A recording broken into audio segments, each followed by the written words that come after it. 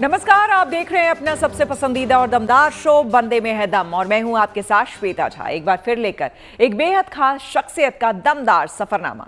इस बार जिस शख्सियत का बेमिसाल सफरनामा लेकर हम हाजिर हुए हैं, उसने 19 साल की उम्र में ऐसी दिव्य और अलौकिक उपलब्धि हासिल की है कि प्रधानमंत्री मोदी भी आह्लादित हैं।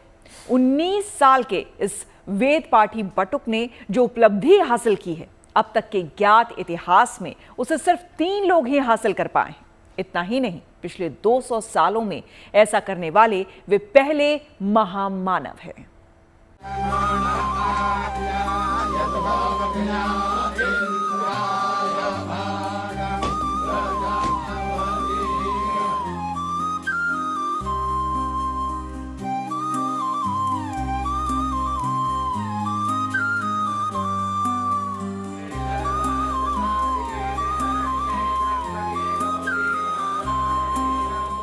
आप समझ गए होंगे कि इस बार की दमदार शख्सियत कोई और नहीं बल्कि देवव्रत महेश रेखे। जी हाँ, यही देवव्रत जिन्होंने बीते 30 नवंबर को करीब असंभव माने जाने वाले दंडक्रम पारायण यज्ञ को सफलतापूर्वक पूरा किया। देवव्रत ने 2 अक्टूबर को काशी के अपने सांगवेद विद्यालय में दंडक्रम पारायण का क्रम शुरू किया था और रोजाना करीब 4 घंटे तक एक आसन पर स्थिर बैठकर पाठ करते हुए 30 नवंबर को इसे संपन्न किया।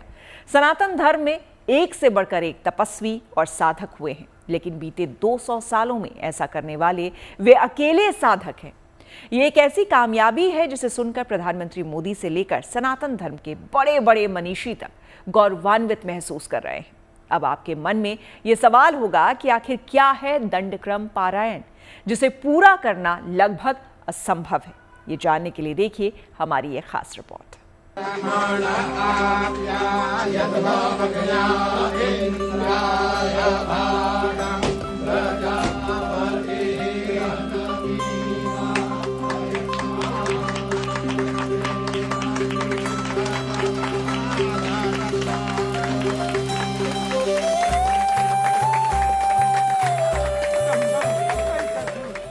दुनिया की प्राचीनतम नगरी मानी जाने वाली काशी की पावन भूमि पर 19 साल के एक मराठी ब्राह्मण ने अनोखा इतिहास रच दिया।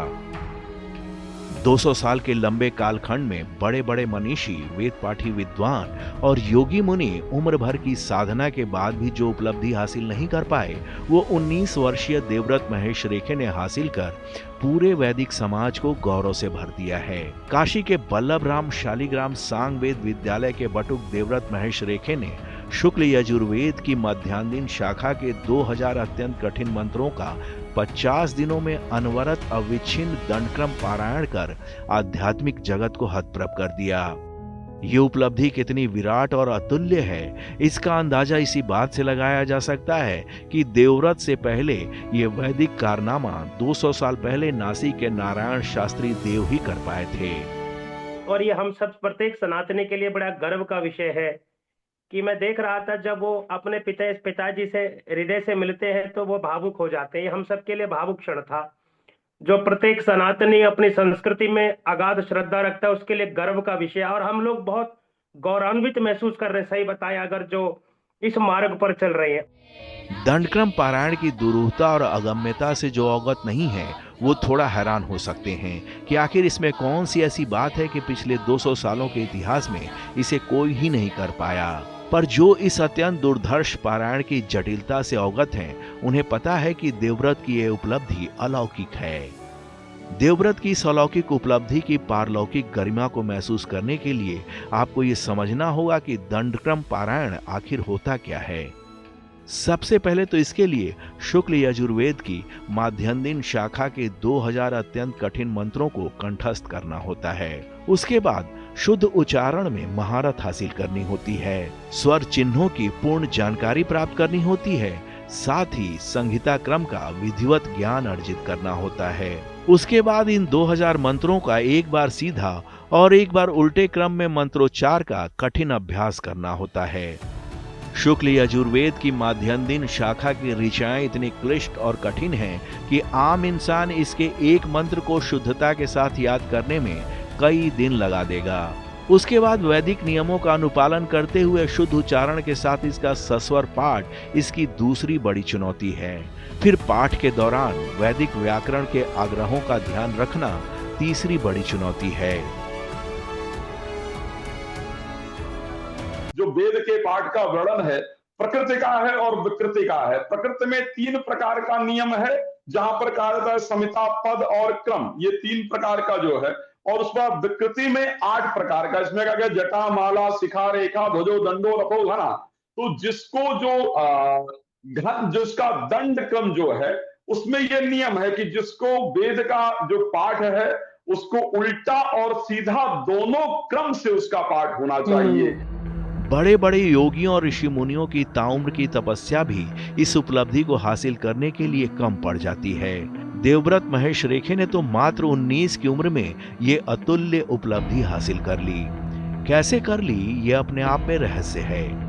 इस रहस्य का निदान पूर्व जन्म के सनातनी सिद्धांत को स्वीकारने से हो सकता है, जिसमें यह माना जाता है कि पूर्व जन्मों की साधना से जो आध्यात्मिक ऊर्जा हासिल होती है उसका वहन अगले जन्म में परमात्मा स्वयं करते हैं। सूक्ष्म दृष्टि संपन्न महात्मा मानते हैं कि ऐसी कालजयी उपलब्धियों में पूर्व जन्म की साधना और तपस्या का योगदान होता है, साथ ही गुरु कृपा का भी महात्मा होता है।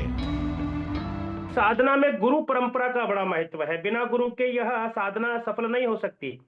इसमें नियमित रूप से गुरु का अपने शिष्य पर दृष्टि रहती है, लगातार अध्ययन रहता है। इसमें अध्ययन का बड़ा महत्व। और जिसको देखिए, ये दंड क्रम केवल एक मेगा शक्ति नहीं है, ये केवल एक मेगा शक्ति नहीं है, ये अपने आप में गणित है। हम आपको बताएं कि जो वर्तमान हम जिसको सनातन बोलते हैं वह विज्ञान है, और सनातन के धर्म ग्रंथों में जितने भी वर्तमान विषय है उनकी जानकारी है। इसलिए ये दंड क्रम विधान अपने आप में गणित है, और आज की आधुनिक टेक्नोलॉजी भी इससे लाभान्वित हो रही है। आपको ये जानकर हैरानी होगी कि देवव्रत महेश रेखे के पिता वेद ब्रह्मर्षि महेश चंद्रकांत रेखे स्वयं एक प्रतिष्ठित वैदिक विद्वान हैं और पिता ही उनके पहले गुरु हैं। कहने की जरूरत नहीं कि देवव्रत को इस पारमार्थिक मार्ग पर चलने के लिए उनके वेदज्ञ पिता ने ही प्रेरित और प्रशिक्षित किया है। अपने देवतुल्य लाल की इस कालजयी उपलब्धि की महिमा को महेश चंद्रकांत रेखे से बेहतर कौन समझ सकता है। यही वजह है कि अत्यंत दुरूह दंडक्रम पाठ का यज्ञ पूर्ण होने के बाद अपने लाल को हृदय से लगाकर पिता भावुक हो गए। ये जो पारायण हुआ है किसी उपाधि को प्राप्त करने के लिए बिल्कुल हुआ नहीं है, क्योंकि ऐसा लगता है कि किसी प्राप्ति के लिए पारायण किया है, ये बिल्कुल यह गलत संदेश जाएगा। तो वेद भगवान की सेवा करने के लिए, संरक्षण के लिए, हमारी वैदिक संस्कृति है, वैदिक जो हमारी धरा है, उस सनातन धर्म की धरा को पुनर्जीवित करने के लिए या उसका संरक्षण करने के लिए ये पारायण हुआ है, बिल्कुल किसी उपाधि के लिए प्राप्त हुआ नहीं है। और सबसे बड़ी बात है, जो विद्या का अर्जन किया है वो विद्या भगवान को सुनानी है, वो विद्या के माध्यम से भगवान को समर्पण करना है, इस माध्यम से पारायण हुआ है। उस पिता के आह्लाद की पैमाइश कौन करे जिसके लाल की दिव्यतम उपलब्धि पर पूरे सनातनी समाज समेत देश के प्रधानमंत्री नरेंद्र मोदी भी गदगद हैं। पीएम मोदी खुद सनातन संस्कृति के गूढ़ तात्विक विस्तार से अवगत हैं, इसलिए जैसे ही उन्हें देवव्रत के द्वारा दंडक्रम पारायण के पूर्ण होने की जानकारी मिली, उन्होंने सोशल मीडिया साइट एक्स पर इस अलौकिक बटुक को हृदय के अंतरतम से शुभकामनाएं दी। मोदी ने एक्स पर लिखा कि 19 वर्ष के देवव्रत महेश रेखे जी ने जो उपलब्धि हासिल की है वो जानकर मन प्रफुल्लित हो गया है। उनकी ये सफलता हमारी आने वाली पीढ़ियों की प्रेरणा बनने वाली है। भारतीय संस्कृति में आस्था रखने वाले हर एक व्यक्ति को ये जानकर अच्छा लगेगा कि श्री देवव्रत ने शुक्ल यजुर्वेद की माध्यान्ह शाखा के 2000 मंत्रों वाले दंडक्रम पारायणम को 50 दिनों तक बिना किसी अवरोध के पूर्ण किया है। इसमें अनेक वैदिक ऋषाएं और पवित्रतम शब्द उल्लेखित हैं, जिन्हें उन्होंने पूर्ण शुद्धता के साथ उच्चारित किया। ये उपलब्धि हमारी गुरु परंपरा का सबसे उत्तम रूप है। पीएम मोदी ने आगे लिखा कि काशी के सांसद के रूप में मुझे इस बात का गर्व है कि उनकी यह अद्भुत साधना इस पवित्र धरती पर संपन्न हुई। उनके परिवार, संतों, मुनियों, विद्वानों और देश भर की उन सभी संस्थाओं को मेरा प्रणाम जिन्होंने इस तपस्या में उन्हें सहयोग दिया। पीएम मोदी ने देवव्रत के गुरु समेत उनके सभी सहयोगियों का हृदय से अभिवादन किया तो देवव्रत ने भी पीएम मोदी की इस उदारता का सम्मान करते हुए उन्हें धन्यवाद अर्पित किया। उनके लिए तो हम बहुत बहुत धन्यवाद देना चाहते हैं कि उन्होंने हमारे गुरु परंपरा को नमन किया और वेद की और उन्होंने एक और कदम बढ़ाया है, ऐसा हमको लगता है और उसके लिए हम धन्यवाद कहना चाहते हैं और आभार प्रकट करते हैं हमारा। देवव्रत महेश रेखे की इस अद्भुत उपलब्धि पर यूपी के मुख्यमंत्री योगी आदित्यनाथ भी आह्लादित हैं। एक सन्यासी होने के नाते योगी आदित्यनाथ जानते हैं कि दंडक्रम पारायण कितना दुरूह और दुष्कर पाठ है। यही वजह है कि योगी आदित्यनाथ ने स्वयं काशी जाकर काशी तमिल संगमम के मंच पर देवव्रत महेश रेखे को सम्मानित किया। उधर श्रृंगेरी पीठ के शंकराचार्य भारती तीर्थ ने सोने का कंगन और 1,01,116 रुपए की दक्षिणा देकर देवव्रत महेश रेखे का महिमा मंडन किया। सोचिए उस 19 वर्षीय टीनेजर के बारे में जिसकी तारीफ प्रधानमंत्री कर रहे हैं, मुख्यमंत्री कर रहे हैं, शंकराचार्य कर रहे हैं। सनातन धर्म के तमाम साधु सन्यासी अपने प्रिय बटुक की इस महान उपलब्धि पर गौरवान्वित हैं। लेकिन इन सब के बाद भी देवव्रत रेखे की आंखों में अहंकार या दर्प का लेश भी नहीं दिख रहा है। अलबत्ता इस युवा वेद मूर्ति का भाव ये है कि वैदिक अनुशासन के अग्निपथ पर आगे बढ़ने के संकल्प का ये पहला कदम है।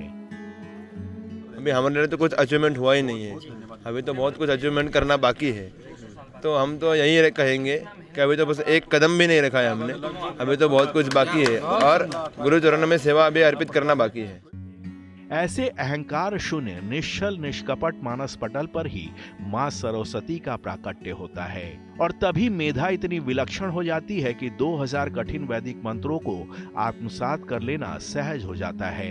ऐसे अहंकार शून्य लेकिन दृढ़ निश्चयी शिष्यों पर गुरुजनों की भी बेहिसाब कृपा बरसती है।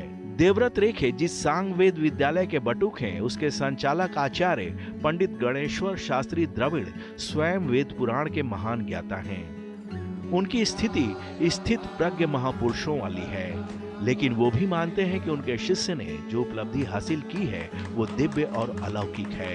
पंडित गणेश्वर शास्त्री का कहना है कि वेद का पारायण अपने आप में बेहद कठिन होता है, उनमें से दंडक्रम पारायण तो सबसे कठिन होता है। विधा एकदम लुप्त हो गई है। आजकल घन पाठ श्लोक सुनते हैं, जटा उसके पूर्व में है और 6 विकृतियां जो हैं उनका पाठ सहसा होता नहीं। उनमें से दंड जो है बहुत कठिन है। कठिन इसलिए है कि आपको ये ही कागज दिया, अब इसमें से काशी रामघाट, अब इतना कहने के बाद रामघाट काशी, अब फिर काशी रामघाट और रामघाट स्थित रामघाट काशी।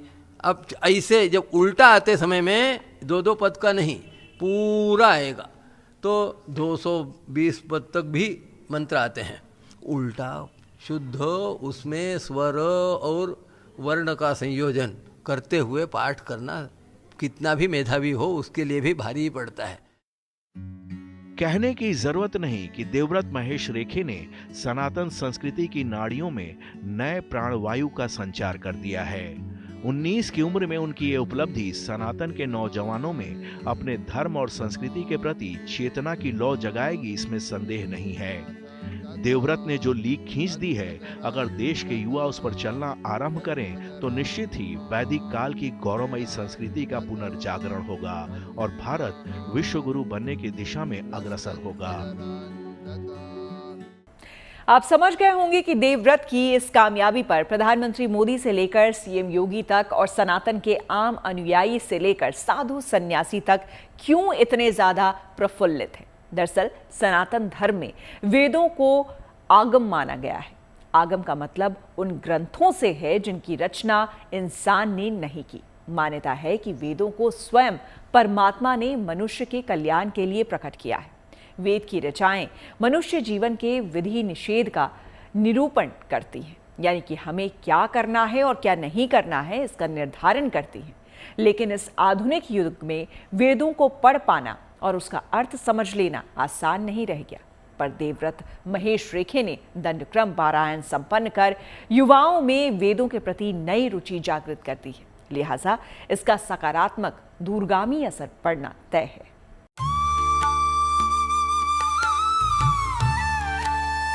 महाराष्ट्र के अहिल्यापुर के नौजवान वेद पाठी देवव्रत महेश रेखे ने शुक्ल यजुर्वेद की मध्याह्न शाखा के 2000 मंत्रों का दंडक्रम पारायण कर वेदों के बारे में चली आ रही सनातन धारणा पर प्रामाणिकता की मुहर लगा दी है।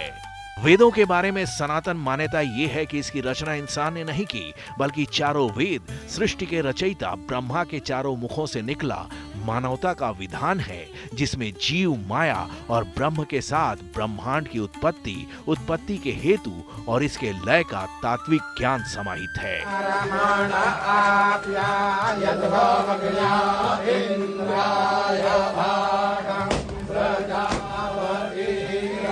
मान्यता है कि आरंभिक काल में वेद लिखित या मुद्रित रूप में नहीं थे, बल्कि हमारे प्राचीन ऋषि मुनियों ने धारणा, ध्यान और समाधि की अवस्था में ब्रह्मा के मुख से निकली वैदिक ऋचाओं को अपने मानस पटल पर अंकित मुद्रित किया और स्मरण शक्ति संपन्न साधकों के मन मस्तिष्क में ज्यों का त्यों प्रत्यारोपित कर दिया। इस तरह चारों वेद एक पीढ़ी के मनुष्यों से दूसरी पीढ़ी के मनुष्यों तक श्रुतियों के आधार पर आगे बढ़ते रहे। यही वजह है कि वेदों को श्रुति भी कहा जाता है। आधुनिक युग में वेदों के संरक्षण और संवहन की श्रुति आधारित इस प्राचीन धारणा को मानने के लिए कोई आसानी से तैयार नहीं होता है। खास तौर पर पश्चिमी सभ्यता और संस्कृति से प्रभावित लोग तो इसे कतई स्वीकार नहीं करते। पर देवव्रत महेश रेखे ने शुक्ल यजुर्वेद की मध्याह्न शाखा के 2000 मंत्रों को कंठस्थ कर और फिर उसका दंडक्रम पारायण कर डंके की चोट पर यह प्रमाणित कर दिया कि वेदों की ऋचाओं को अपनी विलक्षण स्मृति में संरक्षित रखने की अलौकिक क्षमता हमारे प्राचीन मनुष्यों के पास हुआ करती थी। निसंदेह देवव्रत रेखे हिंदुस्तान की निर्मल धरा पर प्राचीन काल में अवतरित होते रहे महान ऋषि मुनियों की पावन परंपरा की वर्तमान कड़ी हैं, जिन्होंने 5 की उम्र में उपनयन संस्कार होने के बाद से ही वेदों का अध्ययन शुरू कर दिया था। उपनयन संस्कार के बाद उसका अध्ययन चालू हुआ है और लगभग 9 से 10 साल में उसने अभ्यास पूरा किया है।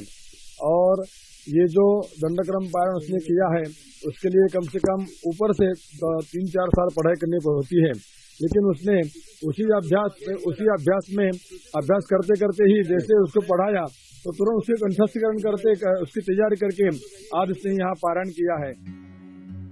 वैदिक काल में और उसके बाद देवव्रत जैसे विलक्षण साधक अगर भारत भूमि पर नहीं आते तो शायद वेदों की प्रामाणिक प्रतियां आज हमारे बीच नहीं होती, क्योंकि बाहरी आक्रांताओं ने हमारी वैदिक धरोहरों, लिखित पांडुलिपियों को कई बार नष्ट किया। तुर्क आक्रमणकारी बख्तियार खिलजी ने तो प्राचीन ज्ञान का वैश्विक केंद्र है नालंदा विश्वविद्यालय को जलाकर राख कर दिया था। नालंदा विश्वविद्यालय के पुस्तकालय में तब सनातन ज्ञान विज्ञान से जुड़ी लाखों अनमोल पांडुलिपियां थीं। इतनी थीं कि पूरी तरह जलने में 3 महीने का समय लग गया। अनेक आक्रांता भारत में आए, नालंदा विश्वविद्यालय को तहस नहस कर दिया, बिल्कुल जला दिया, जिसको सनातन का डीएनए आप लोग बोल सकते हैं। लेकिन क्या हुआ? श्रुति की रक्षा, ज्ञान की रक्षा केवल पुस्तकों से नहीं होती। सनातन धर्म के वांग्मय को एक बार नहीं कई बार नष्ट भ्रष्ट किया गया। वेद पुराणों के प्रति घृणा का भाव पैदा करने के लिए कई बार छेपक जोड़कर उसे विकृत करने की कोशिश भी की गई। लेकिन इन सब के बावजूद कई ऐसे वंश हुए जो पीढ़ी दर पीढ़ी अपनी अलौकिक स्मरण शक्ति के दम पर सनातन के वांग्मय को अक्षुण्ण बनाए रखा। देवव्रत महेश रेखे का परिवार उन्हीं महान परंपरा में से एक है। देवव्रत के पिता महेश चंद्रकांत रेखे स्वयं बहुत बड़े वेद पाठी हैं और पुणे के पास आनंदी स्थान पर स्थित वैदिक पाठशाला के बटुक रह चुके हैं। उस वैदिक पाठशाला का संचालन उस समय के महान वेद मूर्ति विश्वनाथ जोशी करते थे। वहीं से वेद अध्ययन करने के बाद महेश चंद्रकांत रेखे ने 2002 में काशी आकर इतना विलक्षण वेद पाठ किया कि उत्तर प्रदेश के तत्कालीन राज्यपाल विष्णुकांत शास्त्री ने गुरुओं समेत उन्हें वैदिक रत्न से सम्मानित किया। महेश चंद्रकांत रेखे ने तब अपने गुरु के गुरु की इच्छा का सम्मान करते हुए ये पारायण किया था। तो उनकी इच्छा को पूर्ण करने के लिए वो बालक यहाँ परीक्षा देने आया, महेश चंद्रकांत रेखे, और उसने पारायण किया। सब लोग चकित हुए और सम्मान हुआ। और सम्मान ऐसा तैसा न हुआ, स्वयं महामहिम विष्णुकांत शास्त्री जो राज्यपाल उस समय के थे वे पधारे। उनके द्वारा माने जिसका पारायण हुआ था उसके गुरु और उनके भी गुरु काशी के श्री कृष्ण शास्त्री गौड़ से तीनों को वैदिक रत्न पदक दे करके स्वर्ण पदक दे करके यहाँ सम्मानित किया गया था 2002 में। कहने की जरूरत नहीं कि देवव्रत पूर्ण रूप से सनातन वैदिक संस्कार के साथ पले बढ़े और बचपन से ही उनके कानों में वेदों की पारलौकिक ऋचाओं की मंगल ध्वनियां पड़ती रहीं। आज के आर्टिफिशियल इंटेलिजेंस एज में जब ज्यादातर छात्र तकनीकी होड़ में स्मरण शक्ति के महत्व को दरकिनार करते जा रहे हैं, देवव्रत न सिर्फ वेद की कठिन ऋचाओं को कंठस्थ करते हैं बल्कि उनके शुद्ध उच्चारण की साधना भी करते हैं। मात्र 5 वर्ष की आयु से देवव्रत ने वेद मंत्रों का पाठ शुरू कर दिया था। 14 वर्ष के होते होते वे उन्नत पाठ विधियों में पारंगत हो गए, जिसके लिए अन्य वैदिक विद्वानों को दशकों का समय लग जाता है। जिस शुक्ल यजुर्वेद मध्यांतिन शाखा का दंडक्रम पारायण कर देवव्रत ने सबको चमत्कृत कर दिया है, उसे उन्होंने 17 वर्ष की आयु में ही पूर्ण रूप से कंठस्थ कर लिया था। देवव्रत की ये उपलब्धि बेशक अलौकिक है, पर वे इतने से ही संतुष्ट नहीं हैं। देवव्रत वैदिक अध्ययन की परंपरा को आगे बढ़ाने और नई पीढ़ी को इस ओर उन्मुख करने के इच्छुक हैं। वे युवाओं को भारतीय संस्कृति और वेदों की ओर प्रेरित करने का कार्य करना चाहते हैं। इस अर्थ में वो वैदिक धरोहर के युवा संरक्षक के तौर पर उभर रहे हैं। तो बंदे में है दम में आज आपने वेद मूर्ति देवव्रत महेश रेखे के जीवन से जुड़े कुछ छुए अनछुए पहलुओं को जाना। अगले हफ्ते मुलाकात होगी एक और दमदार शख्सियत के सफरनामे के साथ। तब तक के लिए मुझे यानी कि श्वेता झा को दीजिए इजाजत। आप देखते रहिए गुड न्यूज टुडे।